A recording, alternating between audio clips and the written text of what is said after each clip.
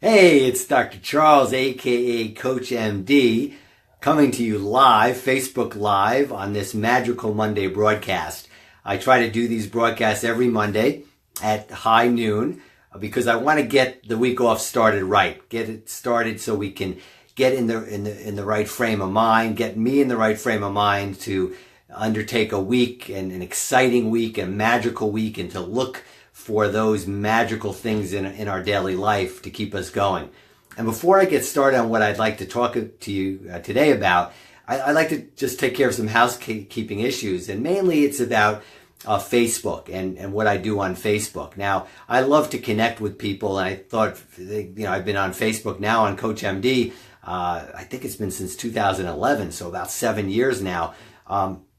And I look back, it's been such a great experience. But what I've seen lately, and as Facebook keeps changing and evolving, it seems as though they changed the way they do things. And really, as somebody who likes to connect with people using this platform, I've always taught and tried to live my life by continual growth, continuing to change and to adapt.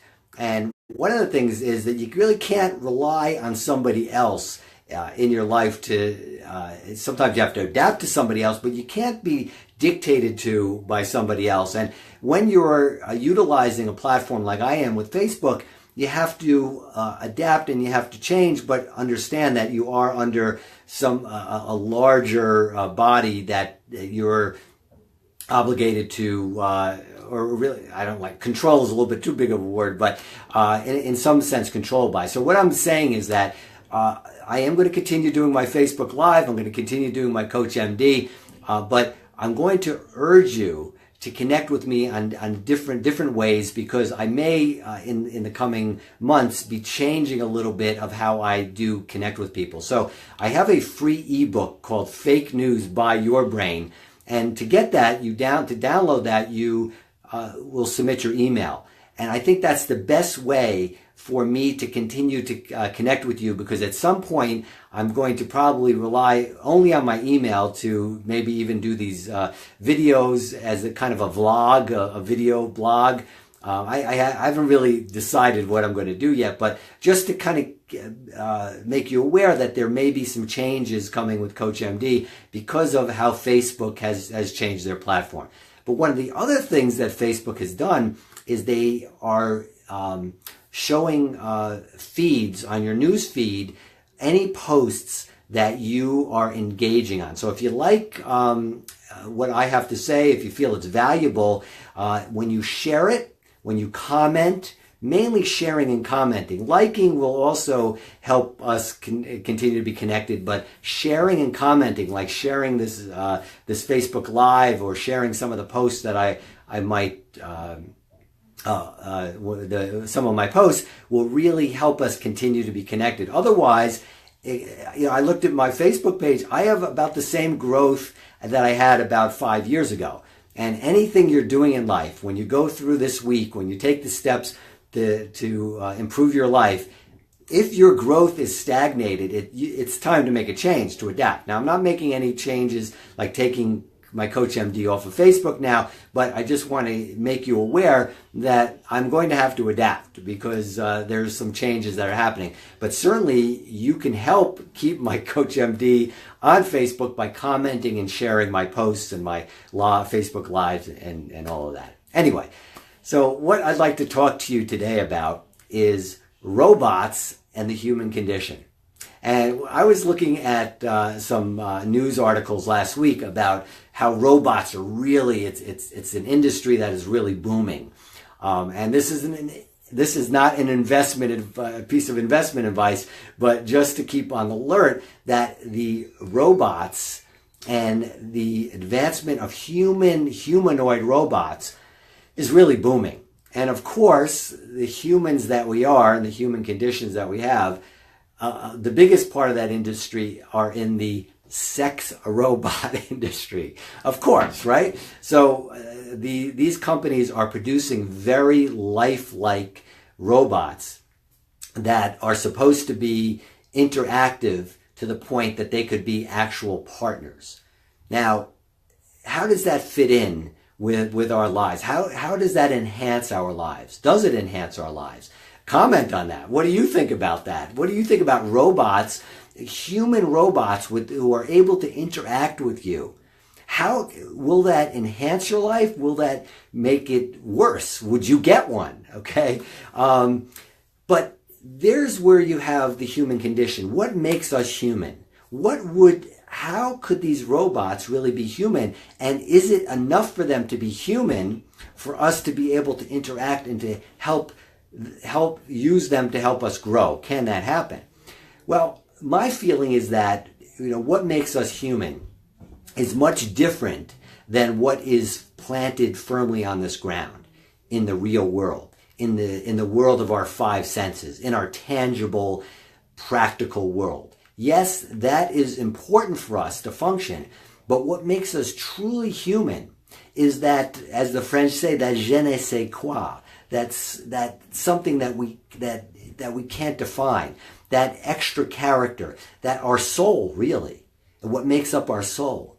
And no matter what the technology is, no matter how great these robots can be, no matter how lifelike they can be, no matter how soft and how tender they may feel, they could never have that soul. They can never have that heart. Yes, they can be broken like we're broken in our humanness and our human condition, but they can never have that something that connects us with something greater than ourselves.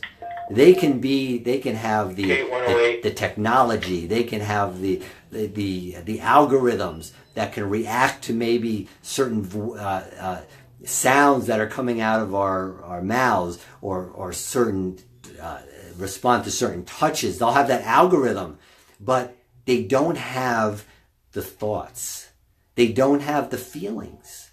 Now, that might be useful in certain situations, but I would have to argue that when we're dealing with interpersonal relationships, we're dealing with personal growth, where we're dealing with our connection with the divine outside of us, around us, and inside of us, those robots can never satisfy that.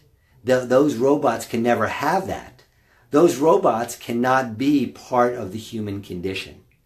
Yes, we can make robots to satisfy all of our animal urges and all of our animal inclinations, because yes, we are part animal.